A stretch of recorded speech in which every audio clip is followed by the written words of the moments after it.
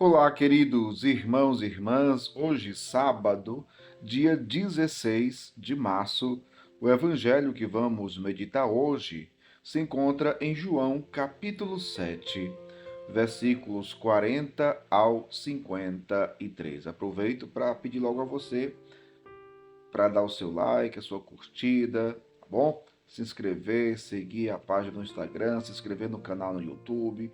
Então, faça isso agora, logo no início, depois você esquece. E vamos lá para a leitura e a meditação do Santo Evangelho. Que diz assim: Naquele tempo, ao ouvirem as palavras de Jesus, algumas pessoas da multidão diziam: Este é verdadeiramente o profeta. Outros diziam: Ele é o Messias. Mas alguns objetavam: Porventura o Messias virá da Galiléia?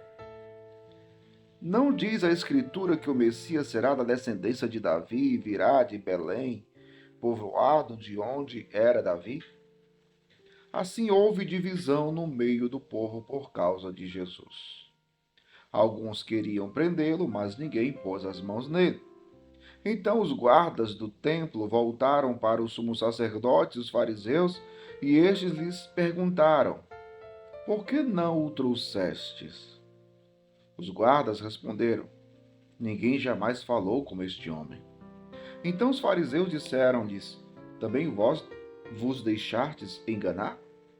Por acaso algum dos chefes ou dos fariseus acreditou nele? Mas esta gente que não conhece a lei é maldita. Nicodemos, porém, um dos fariseus, aquele que se tinha encontrado com Jesus anteriormente, disse: Será que a nossa lei julga alguém antes de o ouvir e saber o que ele fez? Eles responderam: Também tu és Galileu, porventura? Vai estudar e verás que da Galiléia não surge profeta. E cada um voltou para a sua casa. Palavra da salvação. Glória a vós, Senhor. Queridos irmãos e irmãs, houve divisão no meio do povo por causa de Jesus. Veja, Jesus estava ensinando e diante do ensinamento da pregação de Jesus, o povo se dividiu. Alguns, disse o Evangelho, né? Algumas pessoas diziam: Este é verdadeiramente o profeta. Outros diziam: Ele é o Messias.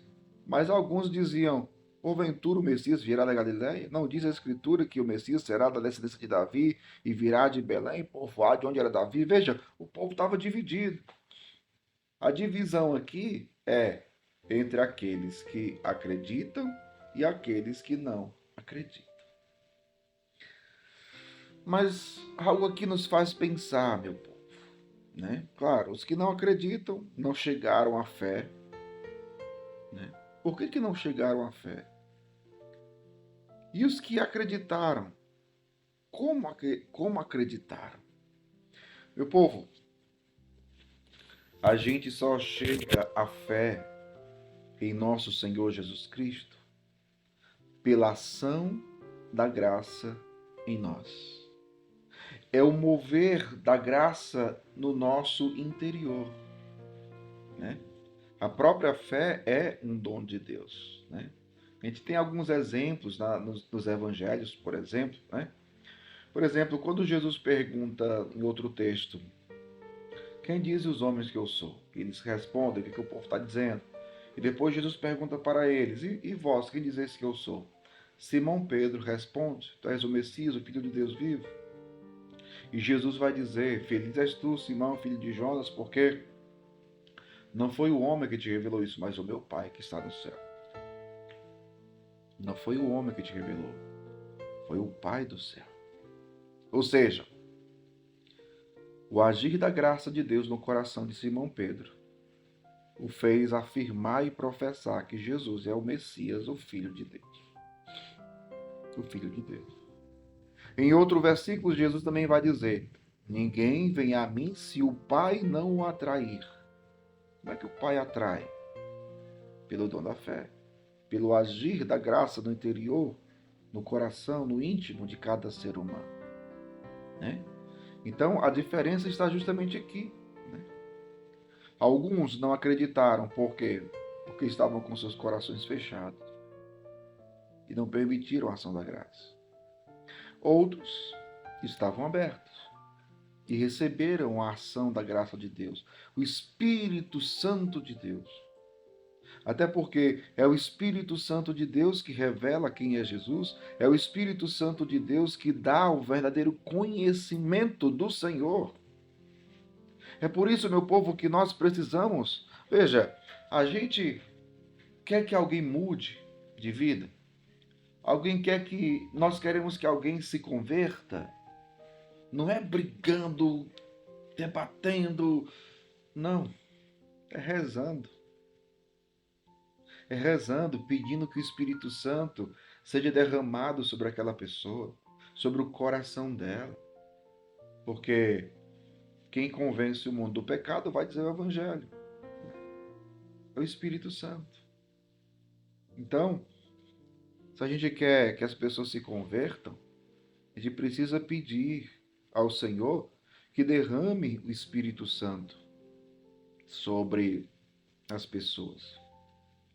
Você quer que o seu marido se converta? Não é brigando com ele, forçando a ir à igreja, forçando a ir à missa, não. Você quer que o seu filho ou sua filha se converta? Não é brigando com ele, com ela, forçando a ir para a igreja.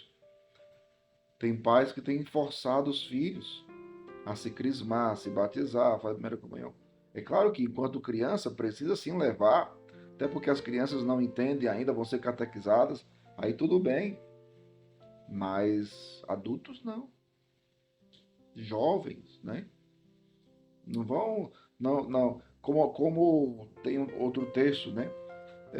Tem uma profecia na Sagrada Escritura que diz assim: não é pela força nem pela violência, mas pelo Espírito Santo de Deus. Ninguém se converte à força. É só pelo mover da graça. É pela ação do Espírito Santo que as pessoas se convertem. Veja você mesmo. Se você hoje é um homem de Deus, uma mulher de Deus, um homem ou uma mulher de fé, você pensa que foi uma escolha meramente sua? Não. Foi o agir da graça em você. Foi o agir da graça em você. Então, se você, por exemplo, está aqui todo dia escutando o padre, a homilia, isso você pensa que é só uma ação sua, humana, meramente humana? Não. É a ação da graça. Como diz a palavra de Deus, Ele nos amou primeiro. Foi Ele que nos amou primeiro. Toda a nossa ação voltada para Deus é uma resposta da ação da graça de Deus em nós. Ele nos amou primeiro. Então, peçamos que o Espírito Santo continue sendo derramado sobre aqueles que ainda não têm fé, para que cheguem à fé e cheguem ao verdadeiro conhecimento de nosso Senhor.